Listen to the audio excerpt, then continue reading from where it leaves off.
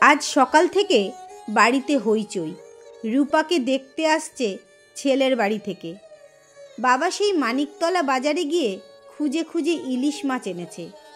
মেয়ের থেকে শুনেছে হবু জামাই নাকি ইলিশ খেতে খুব পছন্দ করে। মা কাকিমা সবাই মিলে সারাদিন রান্না বান্না করেছে। রূপারও সারাদিন মন বসেনি কিছুতে। মাস দুয়েক আগে ম্যাট্রিমোনিয়াল সাইটে আলাপ তথাগতর সঙ্গে। পড়াশোনাটা খুব বেশি করেনি রূপা, তাই অনেকেই পিছিয়ে যাচ্ছিল। ও মনে প্রাণে নাচটাকে আপন করে নিয়েছে। ওর সুখ দুঃখ সবের সাথী ওর নাচ। তাই তথাগত যখন বলল যে ও চায় বিয়ের পরেও ও নাচটা চালিয়ে যাক, রূপার তখনই ওকে পছন্দ হয়ে গিয়েছিল। তথাগত ব্যাংকে চাকরি করে, দেখতেও ভালো। জামাইয়ের মধ্যে যা খুঁজেছিলেন সব পেয়েছেন রূপার বাবা। নিজেরা অনেক কথা বলেছে ওরা, তবে ওদের বাড়ি থেকে আজই প্রথম দেখতে আসছে।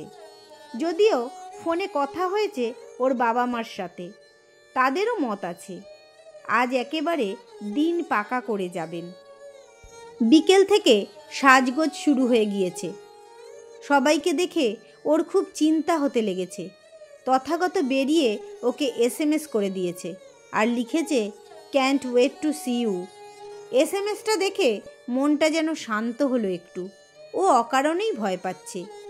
যথাসময়ে তথাগত আর ওর বাবা মা এসে গেলেন। কিছুক্ষণ বাদেই ওর ডাক পড়ল।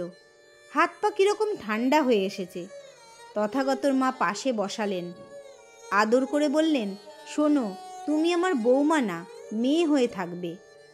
আরও কিছুক্ষণ পর রূপার বাবা বললেন, তাহলে বিয়ের দিনটা পাকা করে নি? হ্যাঁ নিশ্চয়ই, কিন্তু তার আগে একটা কথা ছিল। দেখুন, আপনারও এক মেয়ে আর আমারও একটাই ছেলে। ওদের জন্যই সব কিছু। আমার ছেলের নামে একটা দোকান দেখেছি, ওর বাবা এখন চালাবে, পরে ও দেখবে। ওটা নিতে 10 লাখ মতো লাগবে। আপনাকে পুরোটা দিতে হবে না, ওই 5 মতো দিলেই হবে। শুনে চমকে গেলেন ওর বাবা। ঘুরিয়ে যৌতুক চাইছে, এ আর বলার অপেক্ষা রাখে না। এসব কথা তো আগে বলেননি আপনারা। কি বাবা, তুমিও তো কিছু বলনি। কাকু, এতে বলার কি আছে? দেখুন, আমরা তো সবই মেনে নিয়েছি। ও তো গ্র্যাজুয়েটও নয়, আর বিয়ের পরে বউ নেচে বেড়াবে, এটাই বা কজন মেনে নেয় বলুন তো? আর আপনি এটুকু মানতে পারছেন না? রূপার বাবা কিছু বলতে যাচ্ছিলেন, ওর মা থামিয়ে দিলেন। চাপা স্বরে বললেন, তুমি আর না করো না। মেয়ে এতদিন ধরে মেলামেশা করেছে, মনে মনে ওকে নিজের স্বামী মেনে ফেলেছে। এখন বিয়ে না হলে ওকে সামলাতে পারবে? যদি কিছু করে বসে। এতক্ষণ রূপা শুনেছে সবই, কিছুই বলেনি। বাবা ওর দিকে তাকালে ও বলে, দিয়ে দাও বাবা, আমার খুশির জন্য রাজি হয়ে যাও। ওর বাবা অবাক হয়ে মেয়ের দিকে তাকালেন, তারপর দীর্ঘশ্বাস ফেলে বললেন, ঠিক আছে। তথাগতর মাও মুচকি হেসে ভাবলেন, না রাজি হয়ে আর উপায় কি, মেয়েটাকে ভালোই হাত করেছে আমার ছেলে। হঠাৎ রূপার প্রশ্ন, কাকিমা, রসিদ দেবেন তো? কি? কিসের রসিদ? ও মা, কিসের রসিদ মানে? 5 লাখ টাকা দিয়ে জিনিস কিনবো, রসিদ দেবেন না? কি বলছো? দোকান ওর বাবার নামে কেনা হবে। দোকানের কথা কে বলেছে? আমরা যে জিনিসটা কিনছি তার কথা বলছি। আপনার ছেলে, পাকাপোক্তভাবে কিনবো। GST বিল দেবেন কিন্তু। ওয়ারেন্টি কত দিনের?